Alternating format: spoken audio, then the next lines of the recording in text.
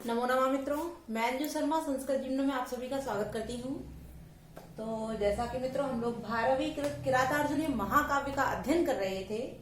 अभी तक हम लोगों ने कुल 23 श्लोकों का अध्ययन कर लिया था और जो हमारी 8:30 बजे वाली कक्षा चलती है उसमें प्रतिदिन किरातार्जुनीयम के प्रथम सर्ग के श्लोकों का हम लोग अध्ययन कर रहे हैं। तो जो भी लोग हमारे वीडियो के साथ लाइव आ चुके हैं वो लोग सभी अपने अपने मित्रों के साथ वीडियो की लिंक को शेयर कर दीजिए। और काफी मित्र हैं जो नए जुड़े हुए हैं हमारे चैनल के साथ, जो लाइव आते हैं, जिसमें रूपम सिंह जी हैं, संस्कृत सेवा हैं, शशिधर मिश्रा जी हैं, संजय चौबे जी हैं, सुनील कुमार, नेहा त्रिपाठी जी, ओम राघव, पंखुड़ी वर्मा जी, अभिषेक पारासर भी हैं, निदा उमेगा वर्मा और पंखुड़ी वर्मा जी भी हैं। तो सभी लोग अपने अपने मित्रों के साथ वीडियो की लिंक को शेयर कर दीजिए। और मैं सभी मित्रों से ये अनुरोध करना चाहूंगी कि वो लोग जिस जगह से आते हैं, अर्थात जिस स्टेट या फिर जिस भी डिस्ट्रिक्ट से आते हैं, कृपया अपने अपनी जगह का नाम भी उसमें लिखा करें, जिससे कि मुझे पता लगता रहे कि किस किस जगह के लोग हमारी वीडियो के साथ जुड़े हुए हैं और किस किस स्टेट के लोग हमारे साथ जुड़े हुए हैं। जैसे कि हमारे कुछ मित्र ऐसे हैं, जैसे विपुल जी हैं, राजस्थान से हैं, और आर.के. चौधरी हैं, ये भी राजस्थान से ही हैं, समीम बानो हैं, ये भी राजस्थान से। साथ ही साथ कुछ लोग हमारी वीडियो को ऑफलाइन भी देखते हैं, जिसमें रेशमा पठान जी, वो भी राजस्थान से हैं। कुछ लोग इलाहाबाद साइड से भी हैं, जैसे राही सिद्दीकी जी हैं, शशिधर मिश्रा जी शायद जौनपुर से हैं, और हमारे कमलेश धीमान जी जो वीडियो को ऑफलाइन देखते हैं वो रायबरेली से हैं। आशीष कुमार जी हैं जो जौनपुर से हैं। तो आप सभी लोग अपने अपने स्थान को भी वहां लिखिए, जिससे कि मुझे मालूम पड़ता रहे कि किस किस जगह के मित्र हमारी वीडियो के साथ लाइव जुड़ते हैं और ऑफलाइन भी देखते हैं। और आप सभी लोग, जितने भी लोगों को वीडियो अच्छी लगती है तो वीडियो को लाइक जरूर किया कीजिए। साथ ही साथ वीडियो के लिंक को अपने दोस्तों के साथ शेयर कीजिए, जिससे कि अधिक से अधिक लोग हमारी वीडियो के साथ अवश्य जुड़े। तो जैसा कि हम लोगों ने अभी तक कुल 23 श्लोकों का अध्ययन कर लिया था, तो आज हम 24, 25, 26 और 27वें श्लोक को लेकर आए हैं। तो उसी क्रम में हम लोग आगे बढ़ते हैं। टाइम बताते हैं। तो हम लोग अपना 24वां जो श्लोक है पहले उसका वाचन कर लेते हैं और उसके बाद में फिर उस श्लोक के प्रत्येक शब्द के अर्थ को जानेंगे और तत्पश्चात हम पूर्ण श्लोक का अर्थ जानेंगे अन्वय के अनुसार। तो सबसे पहले हम इसका वाचन करते हैं। जो हमारा 24वां श्लोक है पहले वाचन कर लेते हैं, उसके बाद उसके अर्थ को जानते हैं। तो आप सभी लोग मेरे साथ दोहराइए। कथा प्रसंगेन जनैरुदाहृता धनुस्मृता खंडल सूनु विक्रमः तवा विधानादिविथेत नतानना सुदुस्सह मंत्र पदादिवोरगः। हमारा जो 24वां श्लोक है, इस श्लोक में भी जो वनेचर है वो युधिष्ठिर को बताता है कि किस प्रकार से दुर्योधन के द्वारा आपके वाणी, आपके नाम को या आपके भाइयों के नाम को सुन करके व्यवहार किया जाता है। तो इस चीज का वर्णन इस श्लोक में वनेचर के द्वारा किया गया है। तो हम एक एक शब्द का अर्थ जानते हैं। तो यहाँ शब्द सबसे पहले दिया कथा प्रसंगेन, अर्थात कथा के प्रसंग में, जने लोगों के द्वारा। अब यहाँ जो रा है उसको विसर्ग हो जाएगा, बचेगा उदाहरता, अर्थात उच्चारण करने पर, यानी कथा के प्रसंग में लोगों के द्वारा उच्चारण करने पर। यहाँ जो दा है वो यहाँ उदाहरतात हो जाएगा, तो यहाँ अ बचेगा, तो अनुस्मृता, अनुस्मृता अर्थात स्मरण करके। आखंडल सुन विक्रमा, आखंडल सून, आखंडल सून कहा जाता है अर्जुन को, यानी आखंडल के पुत्र अर्थात इंद्र के पुत्र होने के नाते जो हमारे अर्जुन है उनको आखंडल सून बोला जाता है। विक्रमा अर्थात पराक्रम को। तवा विधानाद, तवा विधानाद, आप लोगों के नाम मात्र के, मात्र से, व्यथते व्यथित हो जाता है। नताननः, नत माने नीचे की ओर, आनन माने मुख, नीचे की ओर मुख करके। सुदुस्सह मंत्र, यानी कि दुस्सह अर्थात जो असहनीय होते हैं, और उसमें भी सुदुस्सह अर्थात जो बर्दाश्त नहीं किए जा सकते ऐसे मंत्र पदा, मंत्रों के पदों को। इव उर्गः, इव माने समान, उर्ग माने सर्प, उर्ग कहते हैं सर्प को। तो यहाँ इस श्लोक में दो अर्थ अर्थों में इस श्लोक के अर्थ को विभाजित किया गया है। तो पहले जो दुर्योधन के विषय में बोला गया है, पहले हम उसको जानते हैं, और उसके पश्चात जिसके विषय में बोला जा रहा है, अर्थात जिसके साथ उसकी उपमा दी जा रही है, उसको भी जानेंगे।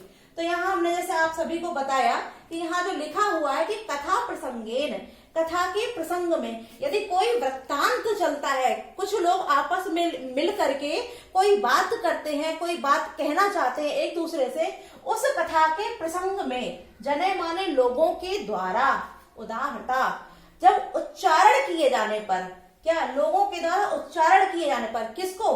तवाविधानात, अर्थात आप लोगों के नाम को, कि कथा प्रसंगेन यानी किसी वार्तालाप में भी लोगों के द्वारा जब आप लोगों के नाम को उच्चारित किया जाता है, साथ ही साथ क्या बोले, आखंडल सूनु, अर्थात जो आखंडल सूनु, आखंडल के पुत्र हैं, कौन? अर्जुन, अर्जुन के पराक्रम, विक्रमा अर्थात पराक्रम को अनुस्मृता, स्मरण करके वह दुर्योधन क्या करता है? इव उर्गा, सर्प के समान असहनीय मंत्र पदों से, वह जो उच्चारित किया जाता है लोगों के द्वारा अपनी वार्तालाप के बीच में, जो आप लोगों का नाम और जो अर्जुन का पराक्रम है उसके पराक्रम को याद करके, वो पराक्रम और आप लोगों का नाम उसके लिए कैसा होता है? दुस्सुह मंत्र पदा, यानी कि जो उससे बर्दाश्त न हो, जो किसी के सहन से बाहर हो, सहन नहीं होने वाले मंत्र पदों के समान, उस मंत्र पदों के समान आप लोगों के नाम और पराक्रम को स्मरण, अनुस्मृता अर्थात स्मरण करके, एव उर्गा, उर्ग माने सर्प के समान, नतानन नीचे को मुख करके, व्यथते व्यथित होता रहता है। तात्पर्य ये जो वनेचर है वो इस प्रकार बोल रहा है युधिष्ठिर से कि जब भी कभी दुर्योधन लोगों के द्वारा आपके नाम को, उनकी किसी भी बात के बीच में आपके नाम को सुनता है, तो आपके जो भाई हैं आखंडल सून अर्थात जो अर्जुन है, उनके पराक्रम को वो याद करके, और उसको वो याद करता है तो वो उससे असहनीय हो जाते हैं, अर्थात उसकी सहन शक्ति से बाहर हो जाते हैं। तो उस असहनीय मंत्रों के समान वह सर्प के समान नीचे मुख करके व्यथित होने लगता है। अब वो किस प्रकार से व्यथित होता है ये भी बता देते हैं, इसका पुनः अर्थ देखते हैं कि कथा प्रसंगेन, कि जो विष वैद्य इत्यादि होते हैं, जो झाड़ फूंक वाले होते हैं, जो सर्प के विष को उतारते हैं, ऐसे विष वैद्यों के द्वारा, जनई माने उन लोगों के द्वारा उच्चारण किए जाने पर, उच्चारण किए जाने पर किसको? तवाविधानात, जो हमारे क्या नाम वासुकी और तर्ष आदि जो नाम वो बोले जाते हैं, उनके जो नाम है तर्ष और वासुकी इत्यादि, और साथ ही साथ क्या आखंडल सूनु, यहाँ आखंडल सूनु गरुड़ को भी बोला गया है कि जो गरुड़ है उसके विक्रम माने पराक्रम को याद करके और असहनीय मंत्रों के उच्चारण से जिस प्रकार सर्प जो होता है वो नीचे मुख करके व्यथित होता है, अर्थात छटपटाता रहता है, उसी प्रकार से जो दुर्योधन है वो आप लोगों के नाम स्मरण होने से, साथ ही साथ जो अर्जुन है उनके पराक्रम को स्मरण करके ही उस सर्प के समान ही व्यथित होता रहता है। क्योंकि जो हमारे विश्व वैद्य होते हैं वो सर्प को मंत्रों के द्वारा बांध लेते हैं, जिससे कि जो सर्प होता है वो अपने कार्यों को फिर नहीं कर पाता है, और जो मंत्र होते हैं उससे वो इतना व्यथित होता है कि वो नीचे को मुख करके और छटपटाता रहता है। वही उपमा यहाँ दुर्योधन को दी गई है। तो आप लोगों का जो श्लोक था उसके दोनों ही अर्थ क्लियर हो गए हैं कि जो दुर्योधन है वो सर्प के समान, जिस प्रकार सर्प छटपटाता रहता है मंत्रों से बंधने के पश्चात, उसी प्रकार आप लोगों के नाम से, साथ ही साथ जो अर्जुन है उनके पराक्रम को स्मरण करके नीचे की ओर मुख करके सर्प के समान वो भी छटपटाता रहता है। ठीक है, तो हम लोगों ने इस 24वें श्लोक का संपूर्ण अर्थ जान लिया। अब इसमें जो महत्वपूर्ण शब्द हैं जिनसे प्रश्न बन सकते हैं हम उसको भी देख लेते हैं। तो हमारा जो पहला यहाँ शब्द दिया है कथा प्रसंगेन, यहाँ हो जाए कथा नाम प्रसंगेन, अर्थात यहाँ षष्ठी तत्पुरुष समास का विधान किया गया है कि कथाओं के प्रसंग में। आगे दिया है आखंडल सुन विक्रमः, यदि हम सिर्फ इतने ही शब्द की बात करते हैं, आखंडल सून विक्रमः, तब यहाँ षष्ठी तत्पुरुष समास का ही विधान होता है। किंतु यदि हम पूरा शब्द देखते हैं, अनुस्मृता आखंडल सून विक्रमः, तब यहाँ बहुब्रीहि समास का विधान हो जाएगा। अगला जो हमारा है यहाँ नताननः, नत है आनन जिसका, नत आननम यस्य नतम आननम यस्य सह, अर्थात नीचे की ओर है मुख जिसका, तो यहाँ क्या हो जाएगा, यहाँ भी बहुब्रीहि समास का विधान हो जाएगा। अब हमारा जो 25वां श्लोक है इसको देखते हैं। पहले इसका वाचन करते हैं, प्रत्येक शब्द के अर्थ को जानते हैं और फिर अन्वय के अनुसार संपूर्ण व्याख्या को देखेंगे। तो आप सभी लोग उच्चारित कीजिए। तदाशु कर्तुम् त्वयि जिह्वमुद्यते विधीयतां तत्र विधेयमुत्तरम् परप्रणीतानि वचांसि चिन्वतां प्रवृत्तिसारा खलु मादृशां गिरः। अब यहाँ जो हम देखते हैं, जो हमारा 25वां श्लोक है और 25वें श्लोक का जो चौथा चरण है, अर्थात जो अंतिम लाइन है, ये हमारी सूक्ति वाक्य है। सूक्ति का अर्थ भी मैंने आप सभी को बता दिया है। सूक्ति से तात्पर्य होता है जो महत्वपूर्ण कथन होता है, सुउक्ति अर्थात सुंदर उक्ति, जिससे हमें बहुत कुछ सीखने को मिलता, वही सूक्ति वाक्य कहलाते हैं। तो ये जो हमारा प्रवृत्ति सारा खलु मादृशाम गिरह जो है वो हमारा सूक्ति वाक्य है। अब हम एक एक शब्द को अर्थ जानते हैं। पहले तद माने इसके पश्चात, आसु शीघ्र, कर्तुम माने करने के लिए, त्वयि माने आप लोगों के प्रति, जिम कुटिल, उद्यते माने उद्यत है, अर्थात आप लोगों के प्रति जो कुटिलता या कपट को करने के लिए उद्यत है। आगे देखते हैं, विधीयताम उचित प्रकार से, तत्र माने उसके प्रति, विधेयम उत्तरम, यहाँ जो उत्तरम दिया है उसका अर्थ हो जाएगा प्रतिकार, और विधेयम माने करना चाहिए। पर प्रणीतानि, पर माने दूसरों के द्वारा, प्रणीतानि कहे गए, जो दूसरों के द्वारा कहे गए शब्द हैं, वचांसी माने वचनों को, चिन्वताम, चिन्वताम। अब हम इसको अगर तोड़ के देखेंगे, एक एक शब्द के अर्थ को देखेंगे, तो यहाँ चिन्ह माने चुनना, ताम चिन्वताम अर्थात चुने हुए शब्दों को एकत्रित करने वाला, यानी कि दूसरे व्यक्तियों के द्वारा जो बात कही गई है, जो वचन कहे गए हैं, उनका संग्रह करने वाला या उनको चुनने वाला। प्रवृत्ति सारा यानी कि जो वृत्तांत मात्र है उसके कहने के लिए, खलु माने निश्चय रूप से या निश्चित ही, मादृशाम माम ईदृशाम मेरे जैसे लोग, गिरा माने वाणी। इसको हम देखते हैं। अब यहाँ क्या बोले, तत् माने तत्पश्चात अर्थात इसके बाद, इसके बाद तद माने वह, यहाँ वह से तात्पर्य, तत् माने वह कौन, दुर्योधन, वह दुर्योधन या उस दुर्योधन के द्वारा, त्वयि माने आप लोगों के प्रति, तत् माने उस दुर्योधन के द्वारा आप लोगों, त्वयि माने आप लोगों के प्रति, जिम माने कपट, कर्तुम माने करने के लिए, उद्यते माने उद्यत है।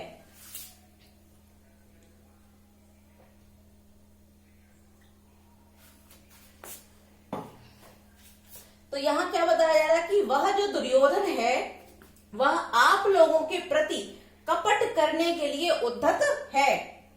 तत्र माने उस दुर्योधन के लिए, विधीयताम उचित प्रकार का, उत्तरम उत्तर देने के लिए, अर्थात जिस प्रकार का व्यवहार वह आपके साथ करता है उसी का उत्तर देने के लिए, तात्पर्य हो गया प्रतिकार, यानी कि बदला देने के लिए, बदला या प्रतिकार, प्रतिकार विधेयम माने करना चाहिए, कि जिस प्रकार तद माने वह दुर्योधन के द्वारा आपके प्रति जो कपट करने के लिए उद्धत रहता है, यानी कि हमेशा तत्पर रहता है जो दुर्योधन आप लोगों के लिए, तत्र माने उस दुर्योधन के प्रति भी आप लोगों को, विधेयतम माने उचित प्रकार का प्रतिकार, ये प्रतिकार तात्पर्य बदले की भावना को प्रतिकार बोलते, तो यही वही शब्द आ गया कि प्रतिकार, विधेयम माने करना चाहिए।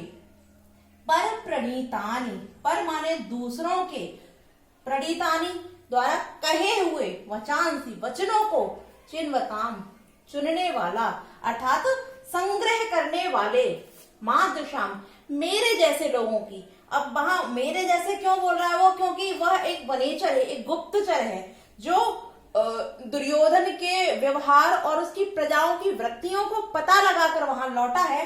तो उसमें वह अपनी किसी भाषा को वहां मिक्स नहीं करता है, वो दूसरों के द्वारा कहे हुए वचनों को चुनकर उन्हीं को इकट्ठा करता है, संग्रह करता है और तत्पश्चात बताता है कि मेरे जैसे लोगों की जो वाणी है, गिरह माने वाणी जो है, वो निश्चित ही कैसी होती है, प्रवृत्ति सारा, वृत्तांत के सार को कहने मात्र है। तात्पर्य ये हुआ कि यहाँ जो वनेचर है वो कह रहा है कि मैंने अभी तक जितनी भी बात आपको बताई है वो एक सार मात्र है। मैंने प्रजाओं के मध्य से या अन्य राजा लोगों के मध्य से जो दुर्योधन के क्रियाकलाप हैं, जो दुर्योधन के द्वारा किए जाने वाले कार्य हैं, उनको एकत्रित करके आपके समक्ष उसको कह दिया, संपूर्ण वृत्तांत को कह सुनाया है। क्यों? क्योंकि आप लोगों को वहां से निष्कासित कर दिया गया, आप लोग यहाँ वन में रह रहे हैं, इसलिए तो जो मेरी वाणी है या मेरे जैसे लोगों की, गुप्तचरों की, वनेचरों की जो वाणी होती है वो वृत्तांत के सार को कहने मात्र है।